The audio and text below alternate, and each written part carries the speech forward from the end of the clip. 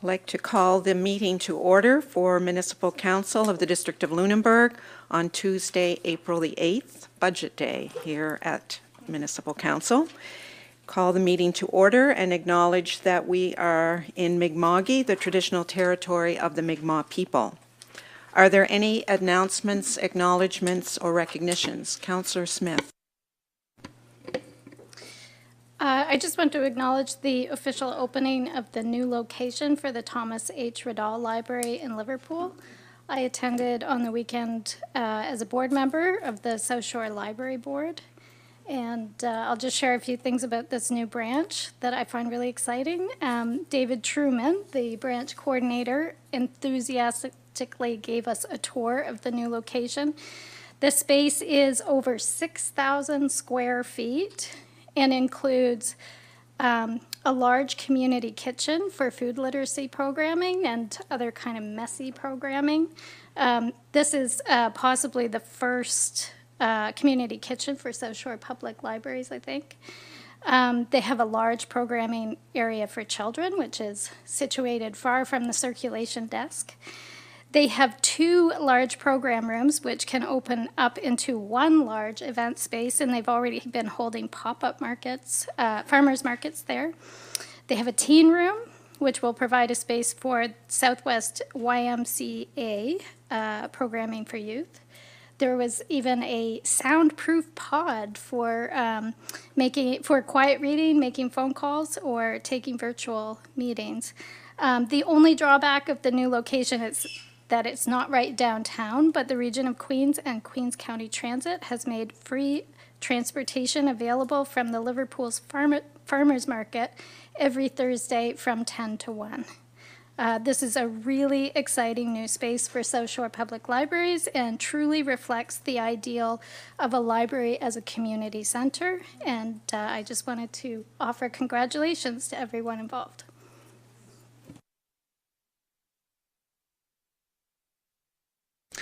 Anyone else with acknowledgements or recognition for today? Okay, we'll move on. Thank you, Councillor Smith. At each of our council meetings, we allow time for public input, and it is an important opportunity for us to hear from our residents. We ask that all statements be respectful of other members of the public and our staff and council. And we ask that you, if you wish to speak, that you provide your name and civic address. If you have a question or concern that you would like to have addressed, then we ask that you leave your email address so we can follow up if we need further information. The chair will respond to questions that can easily be answered. It is at my discretion, or the chair, whoever's in that position, to make those determinations. If your question or concern cannot be answered by the chair, then it will be handled as follows. We will email you with an answer to the question, and we will provide a summary of answers in the following meeting, at a following meeting under business arising from the minutes, so it becomes part of the public record for all to understand what the answer was to the question that was posed. Statements and questions related to personnel or operations can be emailed to the Chief Administrative Officer, Tom McEwen. We allow 15 minutes for public input, and we share that with the speakers that may want to present. So is there anyone here today for public input? Okay, hearing none, seeing none today. We'll welcome those that are in the gallery and hope that you enjoy the discussion we will have and presentations around our budget for today. We do have, are there any changes or additions to the agenda? Would someone make a motion to approve the agenda? Councillor Moore, a seconder? Seconded by Councillor Hubley. All those in favor raise their hands. Motion is carried unanimously. The minutes of the March 25th meeting have been circulated. Are there any errors or omissions or corrections that need to be made to those minutes? Seeing none, I'll declare the minutes approved as circulated. We do have some business arising from our previous meeting of council, so I'll turn it over to our Deputy CAO, Alec Demerick, to comment and provide information. Thank you to the chair. We did receive some public input on March 25th. A resident provided a petition regarding a draft bylaw, the draft land use bylaw, noting the petition had been collected as part of a community meeting, and they had actually raised funds for the 4-H, local 4-H group. In addition to presenting the position, the resident had some additional requests around the council moving meetings to evenings or weekend times, the council investigate the development of the draft planning document, and the council investigate MODL's membership in ICLEI and Partners for Climate Protection. They also noted that they would like to see the municipality leave the Partners for Climate Protection and the FCM. So I just wanted to provide some more information for council on that, and for any members of the public who may have been following along with council's discussions. So regarding evening council meetings, welcome. This is the first of the regular council meetings which will be held in the evening. So the first council meeting on the second Tuesday of the month will be held in the evening going forward as part of the changes that this council brought in after the October elections. As usual, residents can still watch via live stream on our YouTube channel, and you can access recordings at any time via our website. Regarding the land use bylaw and the MODL 2040 project, on March 25th, Council did vote not to proceed with that first draft, as you're all aware, and directed staff to prepare a less restrictive document for discussion and further public engagement. On April 1st, the Manager of Communications presented a revised engagement plan as well, and in that report there is a complete timeline of the MODL project, MODL 2040 project, which outlines the process of developing the bylaw, the delays that were caused as a result of the coastal protection issue, and then cluster development, and then the final release of that draft. And all of those documents are also available on the engage.modl.ca website. Regarding memberships, so we did want to provide a little bit of background information. Some of the organizations touched on are quite central to the work that the municipality does, and others are less so, more of information vehicles. So just quickly, the Federation of Canadian Municipalities, which is commonly known as FCM, it's a national advocacy organization for municipalities. Through their membership, the FCM speaks with a strong national voice to the federal government on federal policies. The most notable achievement of the FCM was what was once called the Gas Tax Fund, is now called CCBF, or Community Building Fund. So this is a large transfer of funds from the federal government to local governments for infrastructure projects. And our annual allocation, which is largely a population-driven formula, is $1.2 million a year. The FCM also provides training and helpful resources to municipalities to help better serve our residents. NSFM, or Nova Scotia Federation of Municipalities, is a similar advocacy organization.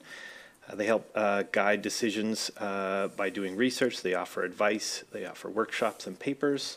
They also host conferences twice a year, which are good opportunities for council members to get together and learn from their colleagues. And like the FCM, the NSFM plays a major role in shaping provincial policies towards municipalities. So a significant example of this is the new service exchange, which was approved last year, which resulted in municipalities no longer having to contribute to housing or corrections through the property tax, which is a major improvement for Nova Scotia municipalities and us in particular. NSFM also played a major role in getting restart funding as we were emerging from the COVID restrictions, and that was a direct benefit to MODL of $1.4 million. So these two organizations are relatively important in terms of the municipal landscape in Canada and Nova Scotia, and MODL pays membership fees to be parts of these organizations and contributes to their advocacy work. The other organizations which were mentioned are sort of a different class. So first, talking about the PCP, or Partners for Climate Protection. This is a free program that has provided a step-by-step plan for municipalities on how to work through developing a local climate change action plan. So being part of the PCP has provided council with a structure and some helpful tools and resources to achieve the goals that you set out when you declared a climate emergency. But for clarity's sake, the PCP is a voluntary group and it doesn't dictate what actions are required. Rather, it sets out a process so that communities can develop their own climate change action plan. Over 500 municipalities in Canada are members of the PCP, and that represents over 70% of the Canadian population. In Nova Scotia, 26 municipalities are members of the PCP, including Halifax and some of our local neighbors, including Bridgewater, Mahone Bay, and Chester. ICLEI was another organization which has been mentioned. So ICLEI is a network on local governments for sustainability. It's focused on enhancing sustainability at the local government level. Some residents have stated in the past that the District of Lunenburg is a member of ICLEI. While the PCP program, the Partners for Climate Protection, which is the framework that we use to develop the local climate change action plan, it's jointly managed by the FCM and ICLEI Canada. The District of Lunenburg is not a member of ICLEI, so ICLEI is a paid organization.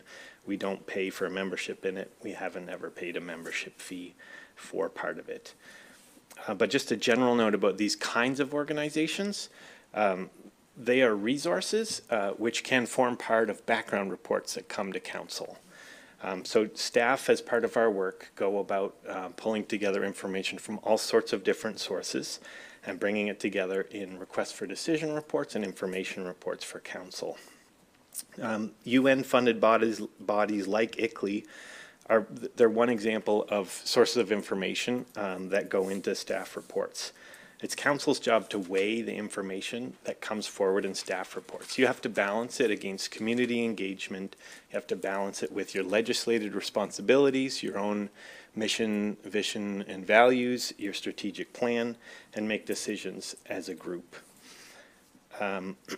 In terms of independent reviews, we don't have any budget allocation for reviews of our partnerships with these organizations or the development of MODL 2040, and it's not included in our work plans. Okay. Thank you for that background, and I hope that helps to clarify some of the questions that were raised, and but we can certainly provide more information as required. So thank you for that. We will move on our agenda to awarding of tenders, 7.1, which is the award of 2024-01003, which is municipal public road general maintenance. Mr. Burgess and, Mr. Richardson. I was just going to say Tyler, but I'm sorry. No problem at all. Good evening, Mayor and Council. As the Mayor mentioned, I'm Tyler Richardson, Municipal Engineer here at MODL, and with me is Jamie Burgess, Senior Municipal Engineer. We are here to discuss the award of tender 2024-01003 Municipal Public Road General Maintenance. So as a bit of a background for this tender was issued on March 13th, 2025 and closed on March 27th, 2025. One bid was received and accepted by the tender deadline. This tender provides the ability for maintenance work to be completed on municipal roads to ensure safety and travelability on our municipal road inventory. The summarized bid is in the table, and that bid was received from Gerhardt Property Improvement Limited. They met all our submission requirements, and the total estimated price for that contract was $233,711.42. So this tender was allowed for in the operating budget for this coming year. And to reiterate, this general road maintenance tender will provide staff with the necessary tools for maintenance projects to be completed on the municipal public road inventory. This work would include such things as placing gravel, maintaining stormwater infrastructure, and culvert installation, among a multitude of other activities. This will ensure municipal roads continue to provide safe access to homes and businesses of the municipality.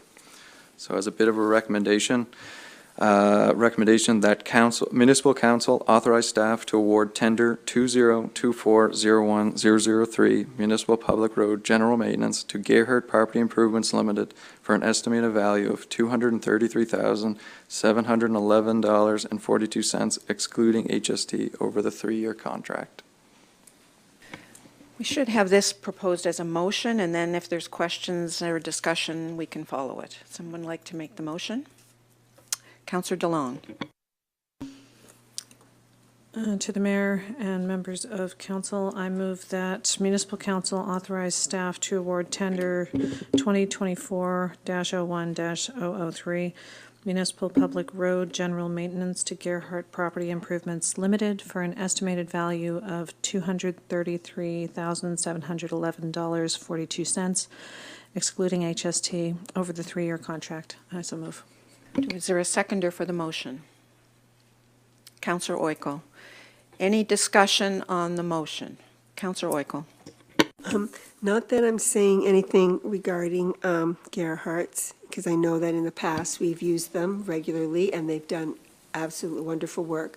I'm just wondering, have we looked into why there is nobody else putting forth a bid? Could be the timing, could it be that there is only one company that can handle that work? Like, do we know why only one company in all of Nova Scotia, with our close other municipalities around us, counties, haven't? Do we know why? We have had other bids in the past. 3 years ago, Dexter's bid this work. Gerald Fino bid this work. We put it out. I really think that they know that we have a good relationship with Billy or with Gerhardt Property Maintenance, and he truly is cost effective. And it would probably, because he is significantly lower than everybody else, and maybe they get tired of bidding it. Councillor DeLong. Yeah, was there a budgeted amount for this, and does the bid fall within it? Yes, we've budgeted this within our operating budget for doing maintenance to our roads. So it's included in the next 3 years worth of operating budgets.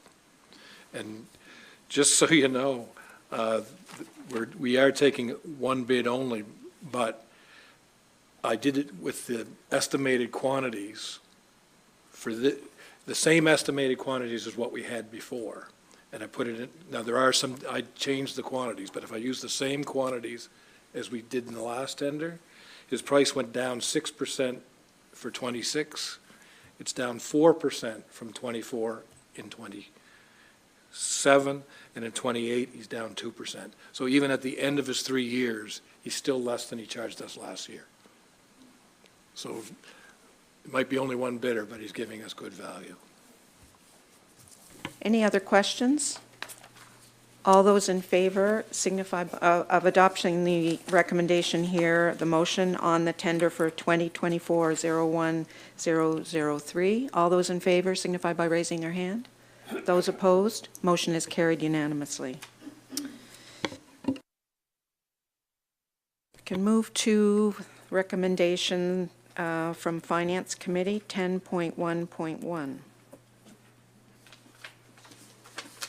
I think that's Tom.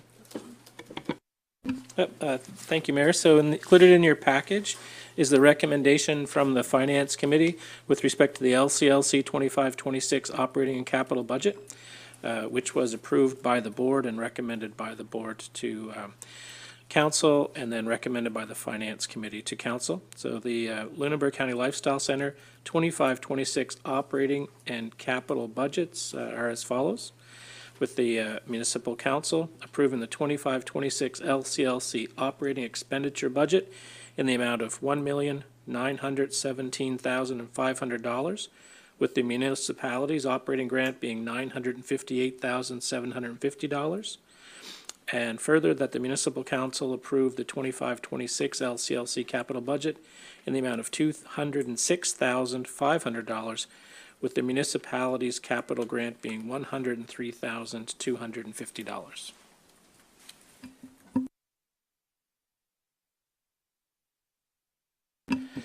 So with respect to the operating budget, as council is aware, it has been a year of change for the LCLC.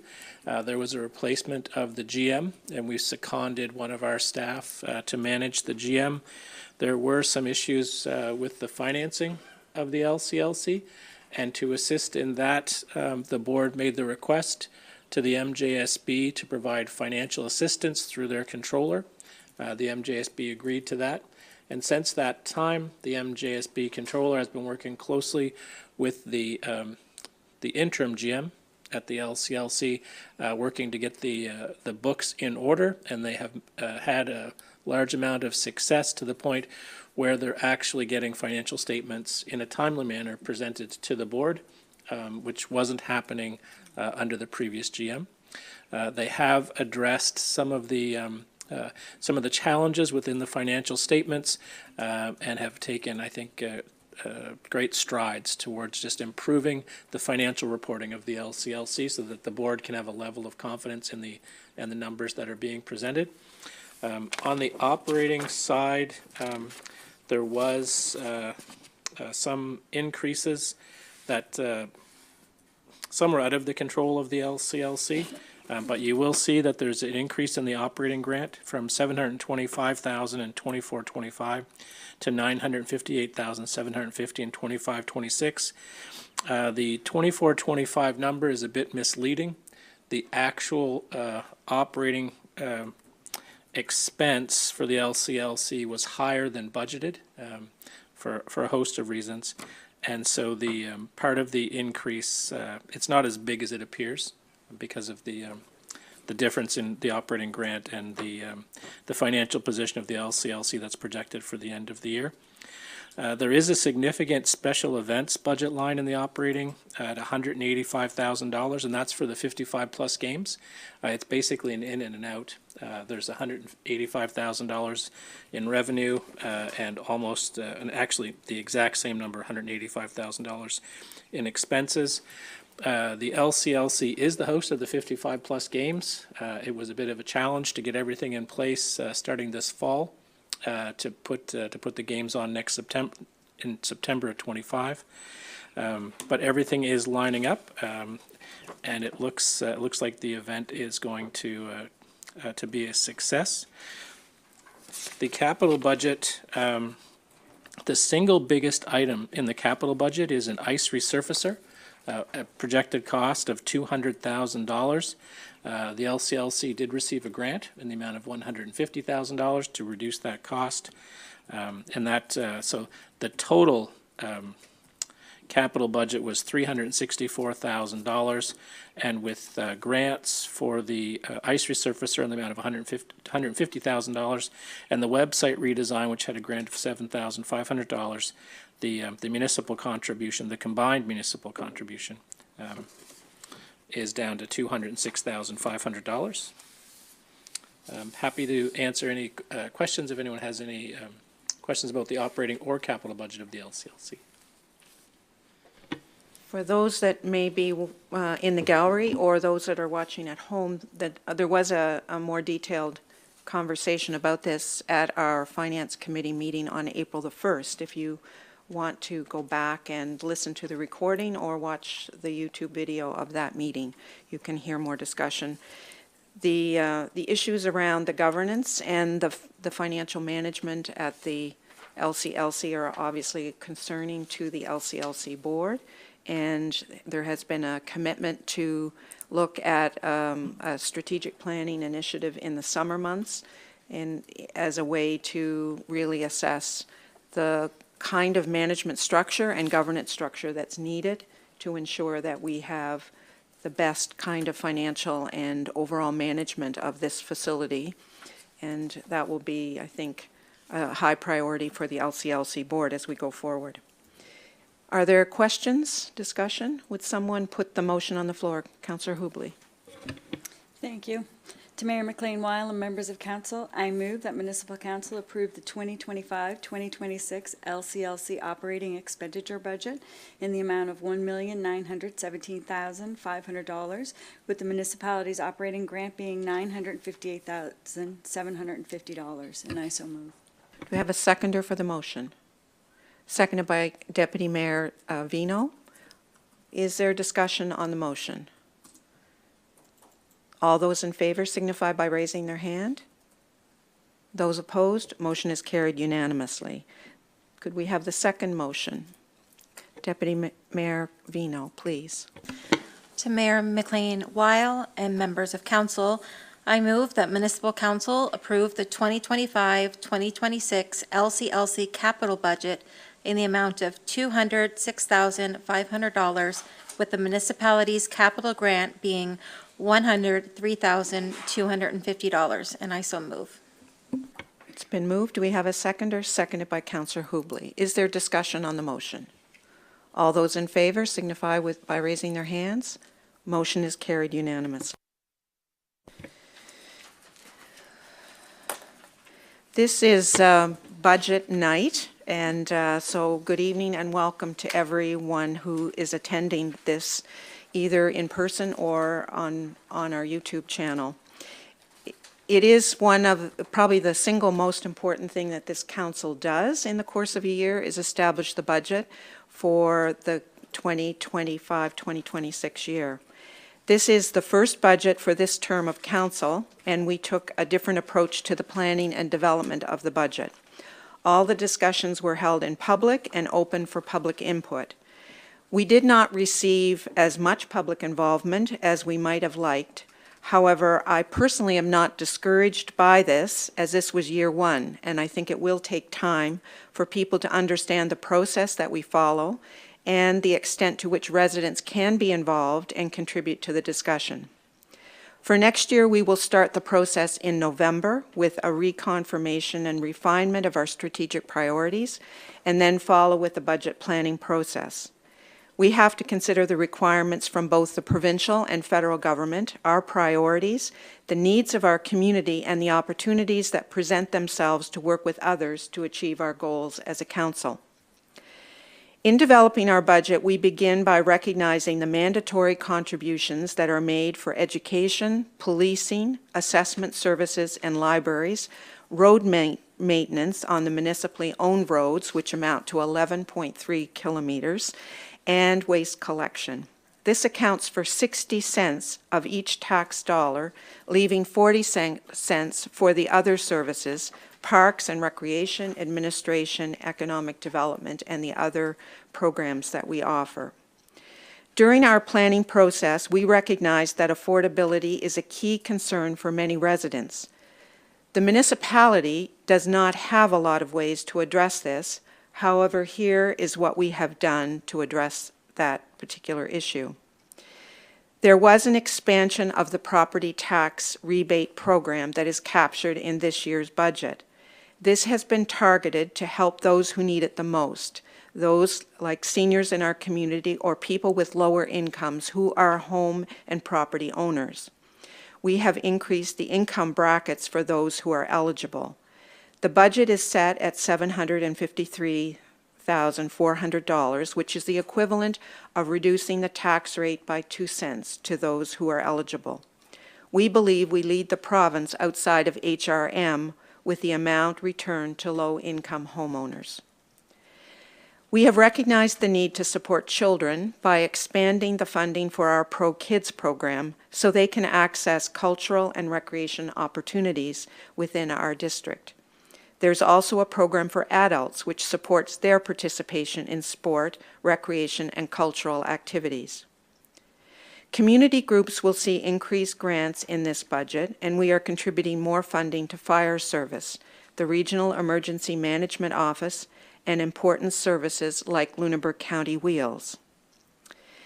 MODL collects more than $4.7 million each year for fire service, and this money is returned to the fire departments. In addition, MODL spends more than $400,000 to provide additional services to our fire departments. We have a fire service coordinator on staff who works with the fire departments on a wide range of activities, all intended to support the services they provide to our community, which includes recognition event grants, leadership training, family and member assistance programs, recruitment campaigns, group insurance, and workers' compensation board premiums. Parks and recreation are an important part of the work this municipality has championed for many years. Outdoor spaces are near and dear to our residents, and appreciation for the trailways, parks, and access to water that we are able to provide through our parks and recreation areas. We will continue to invest in these, working to develop the parks with a planned strategy which will develop the parks in an appropriate way and recognize the need to make our parks accessible and welcoming to all our residents.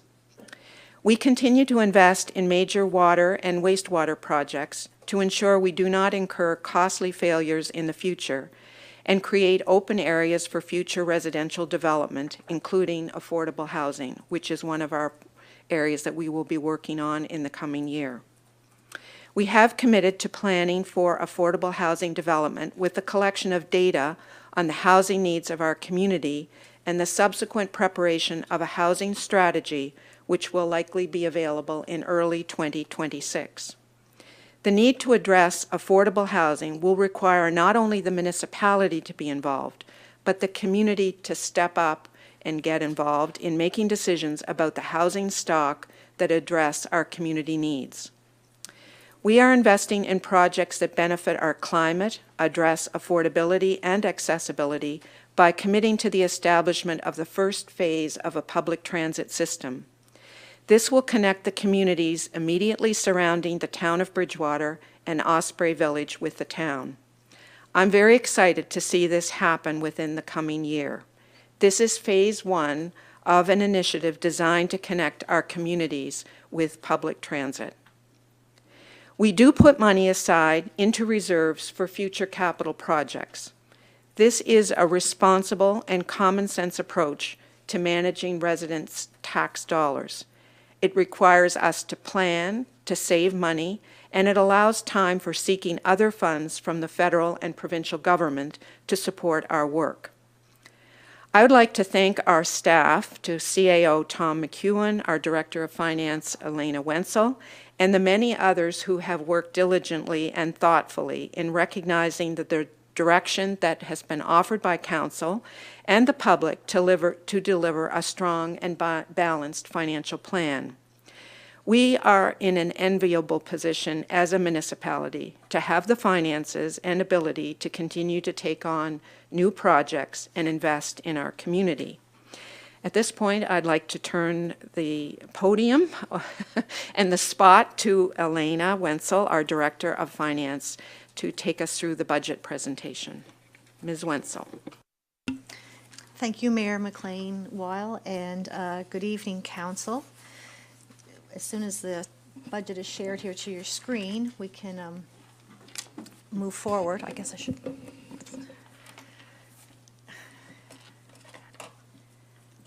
Great. Thank you very much. So really, it's my pleasure to introduce the proposed 2025-2026 operating and capital budgets for the municipality of the District of Lunenburg. The primary goal of a budget is to have a realistic, achievable financial plan that enables the municipality to achieve certain specific outcomes. The Municipal Government Act requires municipalities to annually approve a balanced budget. It is, however, also incumbent upon us to demonstrate responsible stewardship with respect to the financial resources that our citizens entrust in us. For example, do we have a reasonable and responsible plan, and did we do what we said we would do? The proposed budget is balanced, it's based on a responsible plan, and we will be able to demonstrate our continued success. The tax rates remain unchanged from last year, and we have a balanced plan to address our residents' needs. The draft operating budget has a surplus with tax rates remaining unchanged from last year with a balanced plan to address the needs of residents. Our new council after the election, undertook strategic planning as one of their first priorities and developed a plan with 5 strategic priorities. By planning and investing for growth, we will support infrastructure upgrades, expansion, and management, support initiatives that focus on regional economic development, take action on climate change through supporting adaptation and working to reduce greenhouse gas emissions, utilize community engagement to build a strong community fabric, and to improve the quality of life for our residents with programs and services to improve affordability and social inclusion. Staff's responsibility is to operationalize those strategic priorities through the development of the municipal budget. Some of the projects in the 2025-2026 budget that support infrastructure upgrades, expansion, and management include the Cookville wastewater treatment plant upgrades, accessible trails and canoe and kayak boat launch at Miller Park, accessibility upgrades at Indian Falls Park, Mark Ballfield improvements, and public consultation for reimagining the Mark and Wiles Lake Park. Regional economic development will be achieved through establishment of a joint committee for regional collaboration.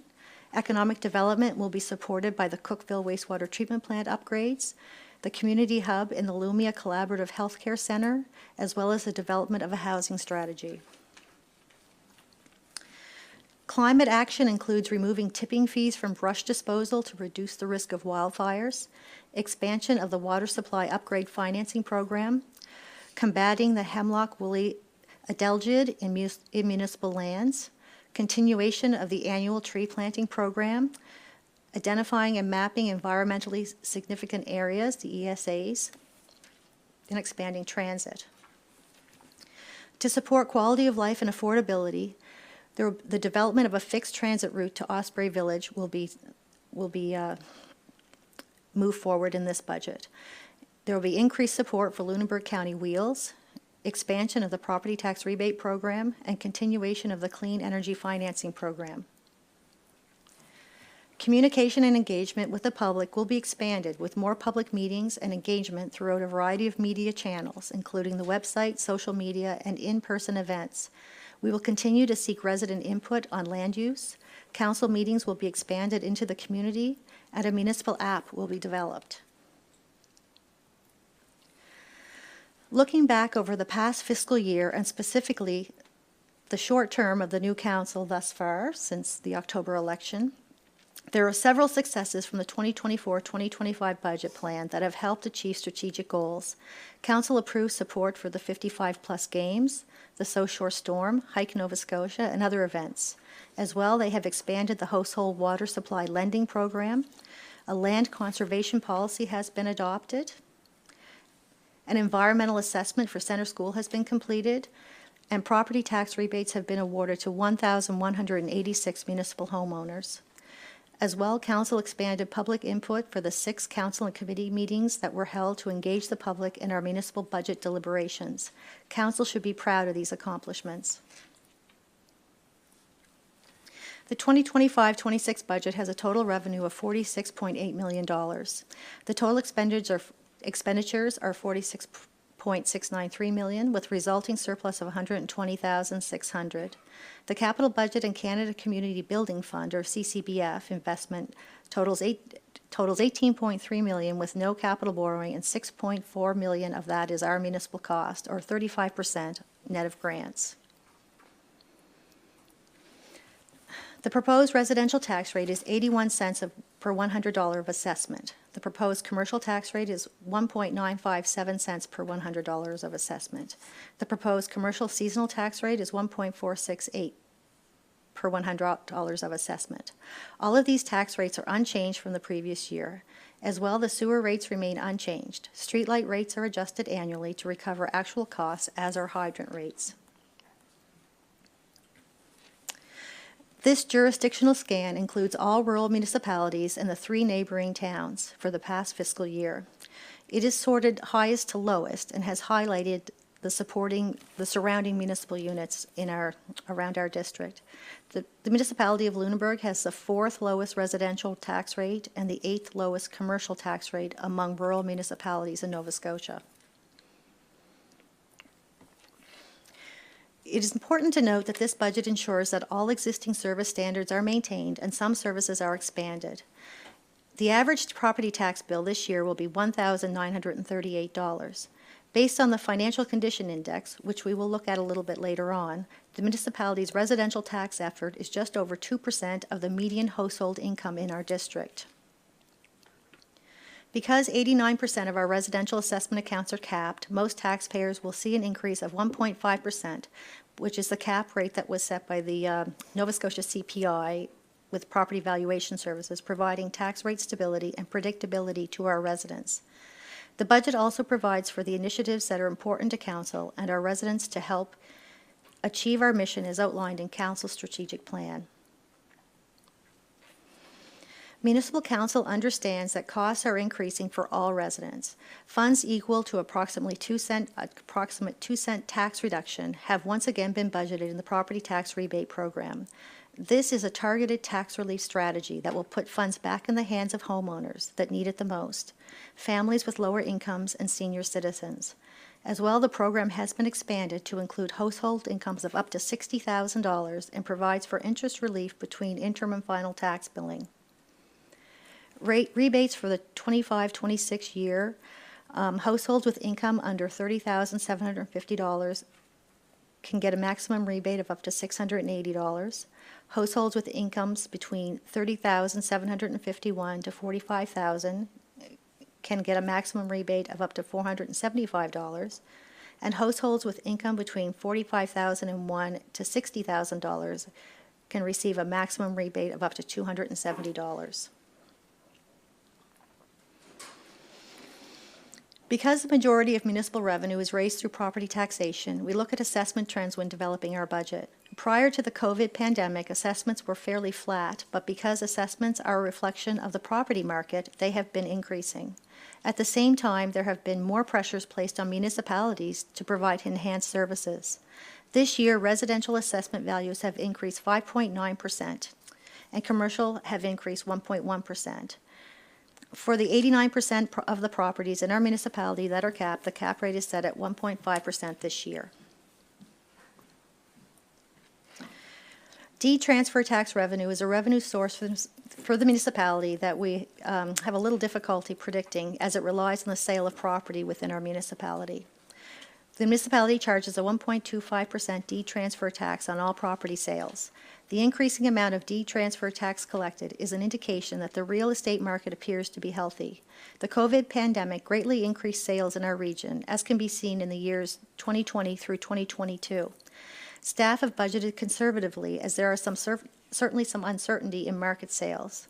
The D-transfer tax rate of 1.25% of the sale value has remained unchanged since July of 2010. The province has developed financial indicators called the Financial Condition Index that help municipal governments assess their overall financial position. Municipal governments are evaluated based on a set of thresholds for 12 indicators. Our municipality performs better than the benchmark on 11 out of the 12 indicators, including excellent scores for reserves, deficits, capital assets, growth in tax base, and debt servicing. The 3-year change in tax base is yellow, as the municipality's tax base growth at 2022-2023 was below the CPI calculation, which actually used CPI change data from September 2020 to September 2023. These are the latest figures we have from the province, which are still in draft. The province has indicated that they will release the 2022-23 FCI report in the coming months.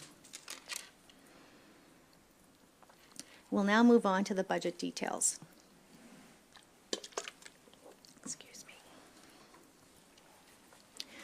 A key factor in developing the municipal budget is the amount of expenditures which are already predetermined. The provincial government legislates that municipalities must contribute property taxes to the province to support education, assessment services, and libraries, as well as policing services. This equates to 40% of all municipal expenditures.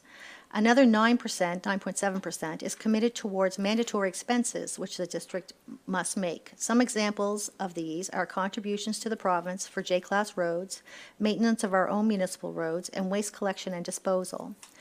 This leaves 50.2% for municipal expenditures, which are available for other community and council priorities.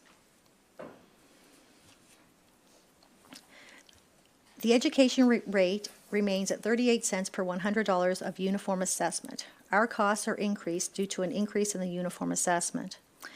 PVSC has given us our 2025 contribution estimate for assessment services, and a change in provincial legislation has removed the requirement for municipalities to contribute to correction services in provincial regional housing. The library is now under a new funding formula which sees no increase this year. We have estimated the RCMP costs at an increase of 3.85%, which gives us an expected overall increase of these costs at 7.14%. This is an overview of the operating budget, and it starts with the 2023-2024 actual. Then we move over to our 2024-2025 annual budget. We include a budget forecast on that. And then the next column is the adjusted baseline.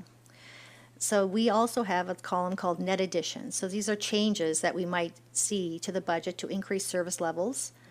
And those additions are added to the baseline to give us our 2025-26 proposed budget. On the far right is the change over the prior year's budget. So some of the, these are very high level. So the gross expenditures after our reserve transfers are just our expenditures before the revenues subtracted. The non-tax revenue are things like interest on investments and taxes, administration charges, rental income, application fees, and other service charges. That brings what we call to our net expenditures, and that's a difference between the gross and non-tax, gross expenditures and non-tax or department revenue. And the differential is the tax revenue, the amount to be funded through property taxes. So this slide highlights the major budget areas for the municipality. We will discuss the adjusted baseline and the additions. Those are the middle two columns on your screen. General government services, including council, administration, grants, and assessment services, decreased by 0.79% and are budgeted at $7.6 million. In the additions column includes funding for expanded communication to our residents. Protective services, including police, fire protection, building inspection, regional emergency measures, and animal control, increased by 9.35% and are budgeted at $12 million. Transportation services includes municipal roads, surface exchange roads, and street lighting, decreased by 8% and are budgeted at $2.68 million. Environmental health, including sewage treatment and solid waste management, increased by 8.3% and are budgeted at $4.5 million. This includes an 8.1% increase to the waste collection contract. Environmental planning and zoning, which includes planning and building inspection, as well as economic development, increased by 47% and is budgeted at $5 million. This includes a $2 million in additions as a one-time cost to fit up the community hub, which is funded from reserves, which is in the debt financing and transfers section. Recreation services, which include in-house expenditures as well as the LCLC and libraries, decreased by 14.5% and are budgeted at $3.5 million. This leads us to a total budget which includes $46.693 million in expenditures and a 4.48% increase from last year. The majority of municipalities' revenue is raised through property taxes. Area rates are set to support the operating costs like fire protection, street lights, and sewer operations. As well, transfer taxes on the sale of property help offset the revenue to be raised through the general property tax rate. Non-tax revenue consists of interest on investment and taxes, rental income, and fees for services, including REMO, shared building inspection services, recreation programs, and licenses, permits, and grants. In 2024, staff completed a review of the sewer rates. Council made the decision to maintain the existing rates. The rates are set so that the users of the system cover the majority of costs of the wastewater treatment and collection. Hydrant rates are increased based on the cost of the service. These rates have been previously approved by Council. The Hebbville Village Commission collects $10 flat fee per property. This rate must also be annually approved by Municipal Council. Each year, the municipality levies a streetlight rate on tax bills to pay for the cost of streetlights in the areas served by them. This cost is shared by the property owners in the designated streetlight area. Because these values change on an annual basis, an overcollection or undercollection of streetlights charges can occur. This amount is carried forward to the streetlight account when determining the budgeted streetlight rate for the next year. As a result, some streetlight charges have changed. These rates have been previously approved by council. Our 5-year financial strategy forecasting model shows that the municipality can provide stable tax rates while investing in expanded services like recreation, economic development, and renewing wastewater infrastructure. The district's reserve funds consist of operating and capital reserves. The reserve funds are used to help council meet its strategic priorities without affecting the tax rate which supports the operating budget. The operating reserve fund includes reserves derived from the operating budget surpluses, which are legislated, as well as amounts from depreciation and sewer reserves. Operating reserves are an allocation of revenue set aside at the discretion of council to provide for future expenditure requirements such as infrastructure replacement. Operating reserves may be established for any municipal purpose, such as working funds, contingencies, and asset replacements. The use of reserves assists a municipality in maintaining its financial position. Operating reserves are more flexible in how they can be used as compared to capital reserves. Capital reserve funds are segregated and restricted to meet a specific identified purpose. They are established through a bylaw of council or by a requirement of provincial legislation. The Canada Community Building Fund, or CCBF, is a capital reserve which is further restricted as specific criteria must be met in order to spend it. The 5-year financial strategy includes a projection for our municipal reserves. The red line on the graph on the left represents the financial condition index threshold for operating reserves, which are the dark blue bars on that graph. The financial model in the strategy helps to ensure that we are keeping adequate reserves by giving us this 5-year projection. The FCI threshold for operating reserves is set at 10% of operating expenditures. It measures whether the municipality has set aside sufficient funds to help mitigate any unforeseen risks or future needs. The proposed debt financing in the 5-year plan looks to ensure that the combined reserves do not fall below the FCI threshold for combined reserves. This is represented in the graph located on the right side. The red line on this graph is set at 40% of combined reserves over total operating expenses plus amortization.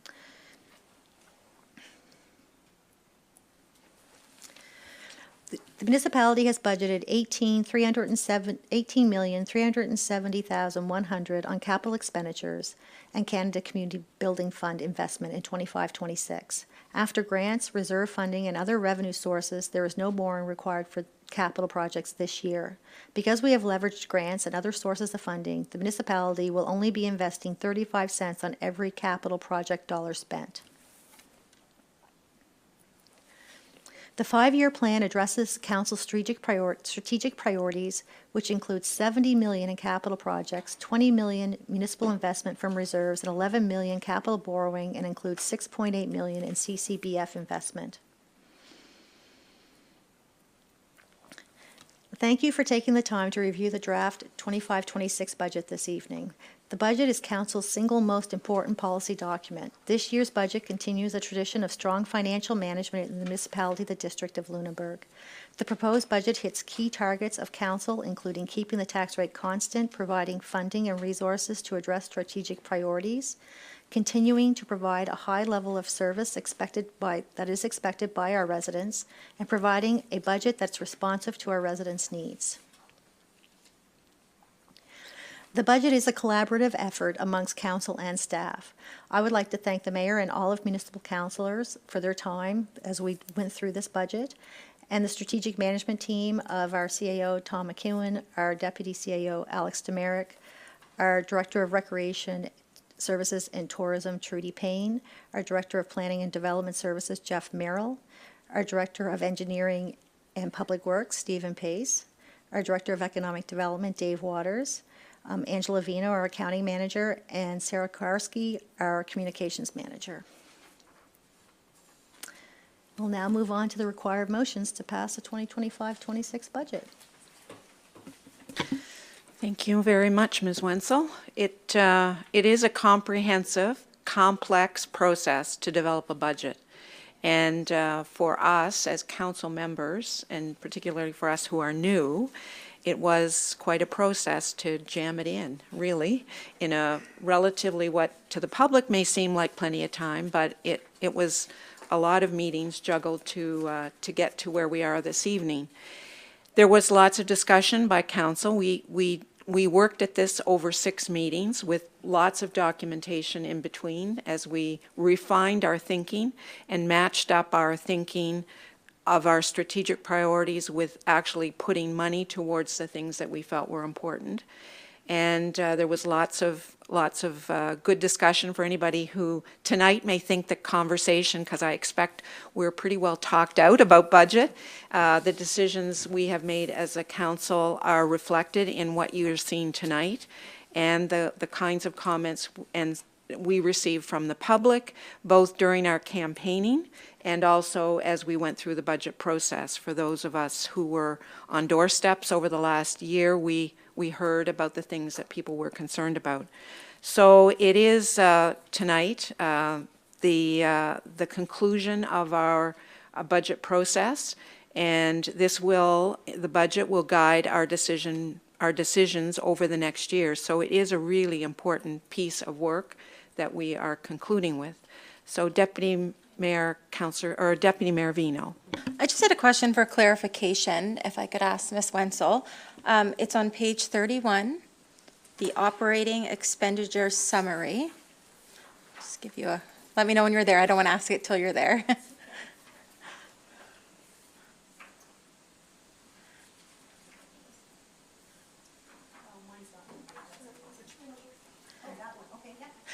The general government services, when you spoke to that, I don't remember a negative 0.79%. I think did you say, can you just explain that line item again? I missed something on that. I did say it was going to be decreased by 0.79%. Decreased. That's Okay. why it's negative. So if you look, the 2024-25 annual budget for that section was 7.662 million. And it went from that to 7.601. So that was a small decrease in that budget line Thank you. section. Yeah. Okay, are there any questions for Ms. Wenzel before we start the motion process? Because there are a lot of motions we have to pass that relate to the budget approval process. I'm not seeing anyone with questions. The first motion we have relates to the operating budget. Would someone propose? Sure, because we have people that are following along in the gallery, so that would be good.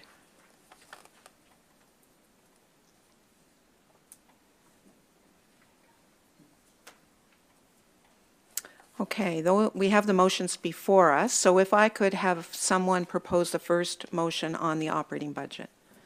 Councillor Bell. Thank you. To the Mayor, McLean Weil, and members of MODL Council, I move that Municipal Council approve the 2025-26 operating budget in the amount of $46,693,200. I so move. Do we have a seconder for the motion? Seconded by Councillor DeLong. Is there discussion on the motion of our operating budget for 25-26? All those in favor signify by raising their hand. Motion is carried unanimously. The second motion on the residential tax rate. Councillor Oikel. To her Mayor McLean Weil and members of council, I move that Municipal Council approve the 2025-26 residential tax rate of 0.8 cents per $100 of assessment, and I so move. No, I don't think Oh, what did I say? 0.81 cents per $100 of assessment. Is there a seconder for the motion? Seconded by Councillor Moore. Any discussion on the motion? All those in favor signify by raising their hands. Motion is carried unanimously. Let's move to motion 3, which is on the commercial tax rate. Would someone propose the motion? Deputy Mayor Vino. To Mayor McLean Weil and members of council, I move that municipal council approve the 2025-2026 commercial tax rate of 1.957 per $100 of assessment, and I so move. Do we have a seconder for that? Seconded by Councillor Hubley. I think it's $1.95.7. Was moved by Councillor Hubley. Do we have a seconder for the motion? Oh, Councillor Vino, seconded by Councillor Hubley. Thank you. Any discussion on the motion? All those in favor signify by raising their hands. Motion is carried unanimously. On the seasonal commercial tax rate, would someone propose the motion? Councillor Smith. To Mayor McLean Weil and members of council, I move that municipal council approve the 2025-26 seasonal commercial tax rate at $1.468 per $100 of assessment. A seconder for the motion? Seconded by Councillor Moore. Is there discussion on the motion? All those in favor signify by raising their hand. Motion is carried unanimously. On the Village of Hebbville residential and commercial property rates, flat fee rate, would someone propose the motion? Councillor Oikel. To Mayor McLean Weil and members of council, I move that municipal council approve the 2025-26 flat rate area rate of $10 per residential and commercial property in the Village of Hebbville on behalf of the Hebbville Village Commission, and I so move. Is there a seconder for the motion? Seconded by Deputy Mayor Vino. Any discussion on the motion? All those in favor signify by raising their hand. Motion is carried unanimously. And the motion as it relates to the reserve transfer, would someone make the motion, please? Moved by Councillor Burns, or Councillor Burns, could you propose the motion, please? To Mayor McLean Weil and council, I move that municipal council approve the reserves transfers as presented in the 2025-26 operating budget. Is there a seconder for the motion? Seconded by Councillor Bell. Discussion on the motion. All those in favor signify by raising their hand. Motion is carried unanimously. And then we'll move to the capital budget. The approvals are there in two motions. Could we have someone propose the first motion? Councillor Reinhardt. To Mayor McLean Weil and members of council, I move that municipal council approve the 2025-26 capital budget and the Canada Community Building Fund investment in the amount of $18,370,100, and further that the 5-year capital plan be approved as presented, and I so move. Seconder for the motion, Councillor DeLong. Discussion on the motion. Councillor Bell. Thank you. While I will be supporting the motion, I think that it's part of the well-planned budget, but in 10.1.3, there is between engineering and recreation, at least 3 motor vehicles to be identified for purchase. And the recreation department did mention that they preferred to buy an electric truck because they use the power capability for powering music or PA systems or whatever. I just want to point out that a gas or diesel truck can be equipped with a power converter for less money than the purchase of a EV truck. The power converters are very reliable, as the entire EHS fleet of over 150 units, mostly diesel, are equipped with power converters for a far less price. Only wanted to make a mention of that. I do not want to micromanage it, but I have been asked by citizens in my area to just reaffirm that they're not happy about purchasing electric vehicles. Thank you for the opportunity to talk. I think that those decisions about the purchases will come back to council as well for our decision on what type of vehicle we're buying. Other questions on the budget, on the capital budget?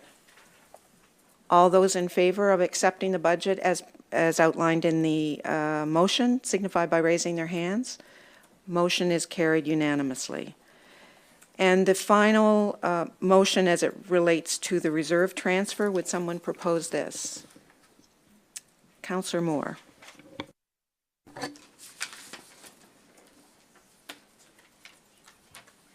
To Mayor McLean-Weil and council, I move that municipal council approve the reserve transfers as presented in the 5-year capital plan. Seconded by Councillor Bell. Is there discussion on the motion? All those in favor signify by raising their hand. Motion is carried unanimously. And I think that concludes the budget. I know the staff will be relieved.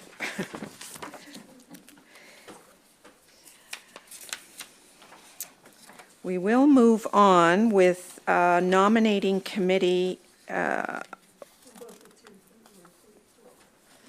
which I think the budget highlights we've covered. It's been covered by Ms. Wenzel's presentation. And for those that are here in the gallery, there are copies at the back. If anybody needs a copy to take home or wants a copy, we certainly are happy to provide that. And it will be available. It will be available on our meeting documents for anybody who's watching at home can get these through our modl website as well. So we will move to the nominating committee and the recommendations for our provincial volunteer representative. Can I call on Councillor Oikel to make the motion? Certainly. To Mayor McLean-Weil and members of council, I move that municipal council accept the recommendations of the nominating committee and approve the nomination of Sheila Woodcock of Selston South as the 2025 provincial volunteer representative for the municipality of the District of Lunenburg, and I so move. Is there a seconder for that? Seconded by Councillor Moore. I should just say that there were nominations submitted by the public for this award, and the nominating committee reviewed those submissions and selected, in this case, Sheila Woodcock for the recognition of the province. And the other nominees will be recognized at our municipal recognition of volunteer service and later in April. Is there any, Deputy Mayor Vino? Can you tell us a little bit about the volunteer work of the nominated person? I'll open it up. It was very extensive. It was not only locally, but also provincially and internationally as well.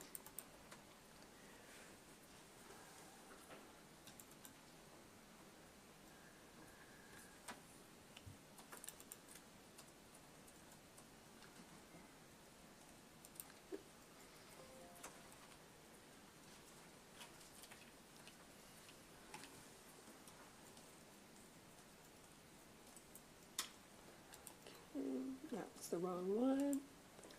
Oh, shoot.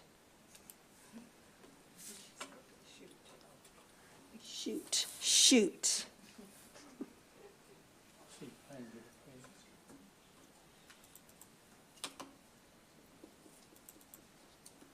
Here it is. Okay. Sheila Woodcock is a founding member of the Lunenburg Foundation for the Arts. For the past 13 years, she has worked to grow the organization and to provide grants for artists working in Lunenburg County. Her volunteer commitments are many, and we have attached a CV for you to get a full sense. She's a founding member of the Cultural Collective and Folk Arts Society, served as committee chair and volunteer for the Folk Art Festival. As a volunteer of the Folk Art Festival, beyond her volunteer work for arts and culture in Lunenburg, Sheila has volunteered extensively in the healthcare sector, on the board of directors as the South Shore representative of the IWK Hospital by not sure how to say that word. She's helped with the South Shore District Health Authority. The Cancer Society, has been a director of the Health Services Foundation of the South Shore. She has also served as president of the South Shore Women's in Business. Katimovich Community Committee for Lunenburg. She has developed safety protocols in Tunisia, Kenya, Mali, and Ethiopia. She is committed to her community, is obviously very clear, and she's made a very huge impact on Lunenburg County. It's quite a resume. Any discussion? We have it moved and seconded, am I correct? Yep. All those in favor of the nomination, selection, signify by raising their hand. Motion is carried unanimously. And we also have an advisory committee for Saw Pit Wharf, which we appoint community members who apply for this. And Councillor Oikel, would you like to propose the motion? Certainly. To Mayor McLean Weil and members of council, I move that municipal council accept the recommendations of the nominating committee and approve the appointment of Hal West and Cowan George as members of the Saw Pit Wharf Committee for 3-year terms ending November 2027. And I so move. Seconded by Councillor Bell. Is there discussion on the nominations for the Saw Pit Wharf Advisory? Deputy Mayor Vino. Mike works well tonight. I just wanted to make a few comments on this nomination. It's positive to see a fairly new member in Mr. West reoffering and a new name come forward in Mr. George. Unfortunately, with how the terms of reference is written, it could potentially kick someone off the committee that's been around since its inception, or close to, which in this case I've been made aware of a member that this will affect. In September of 2023, amendments were made to memberships to go from 9 members to 7 members. And at a time when we're experiencing volunteer burnout, it's inspiring to see that we have more members wanting to sit on Saw Pit Wharf Advisory Committee than the policy allows.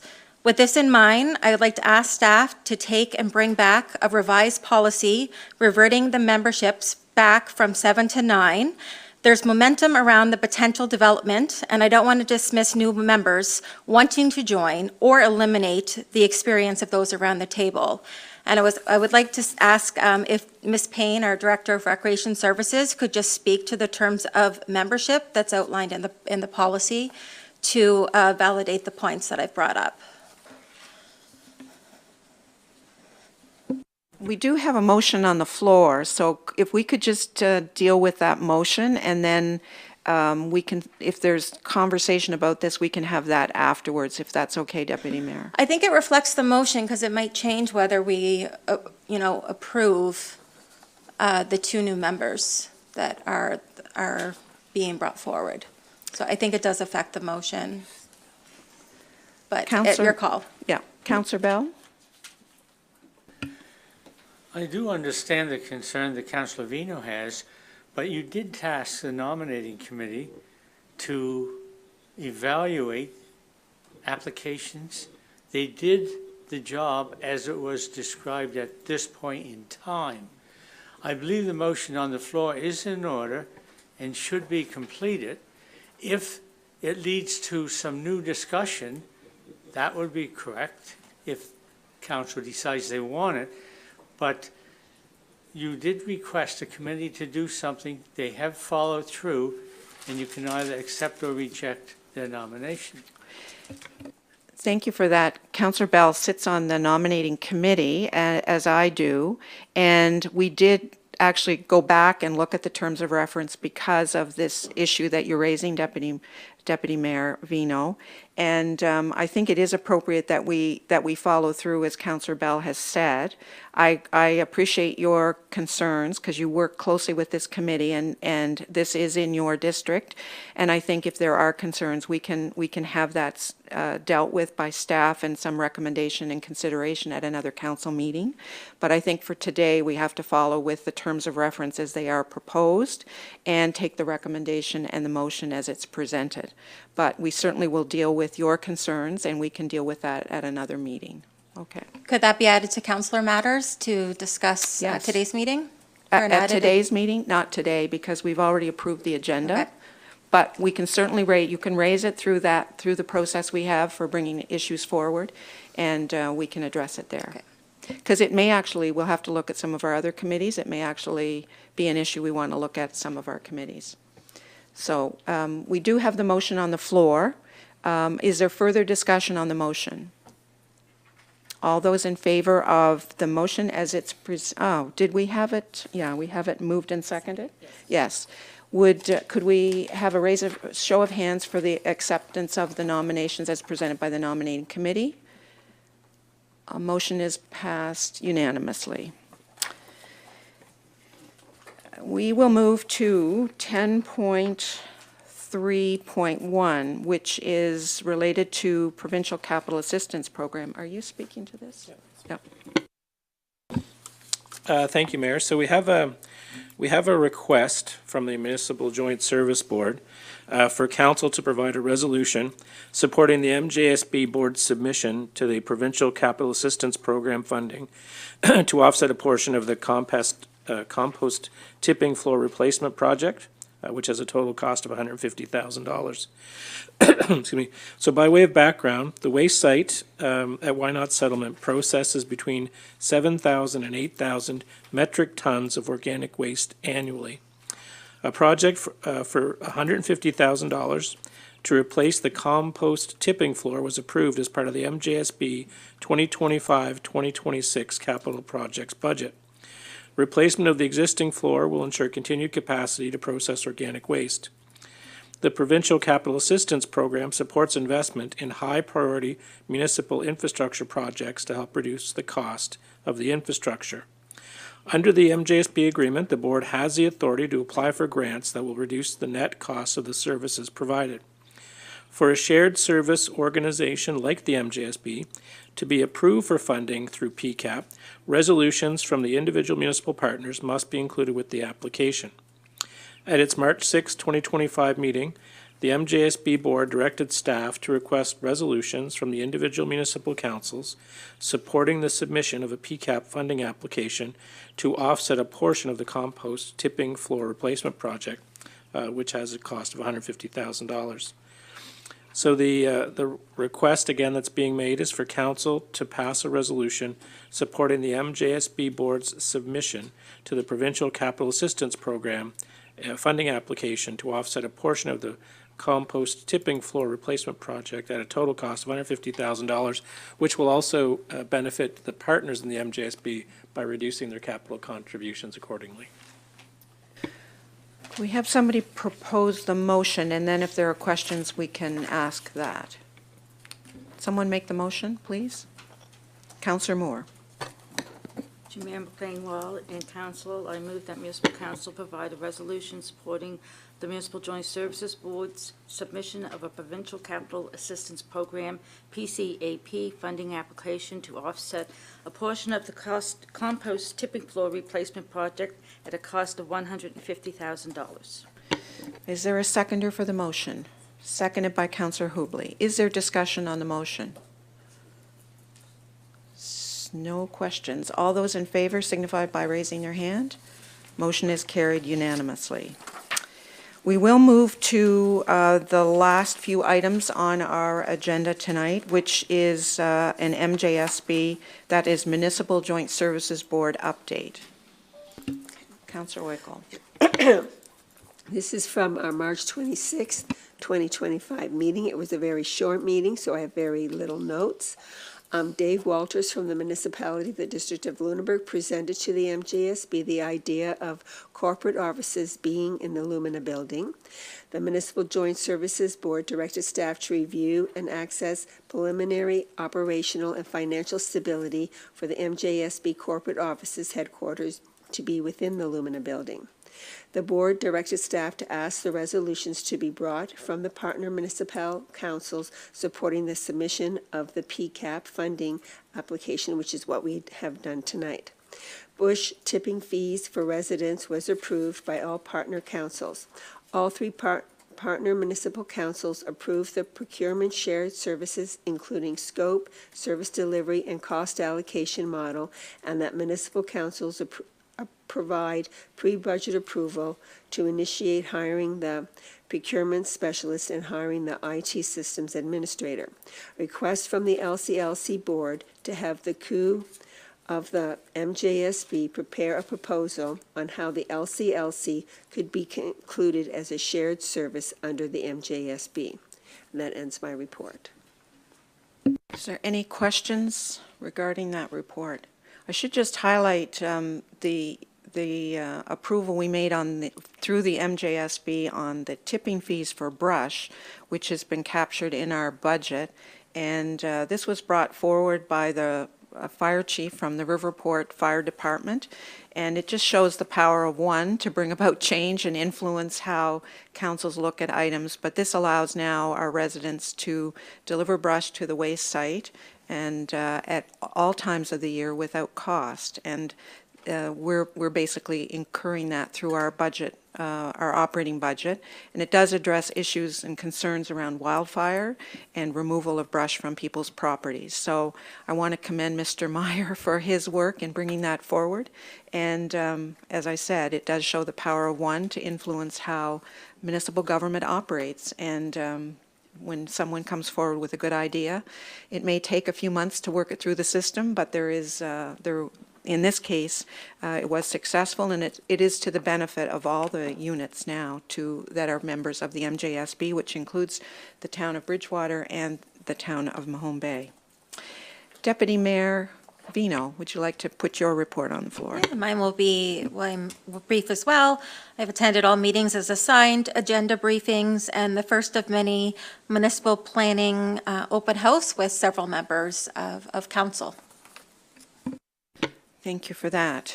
And in conclusion are my report for the end of the meeting.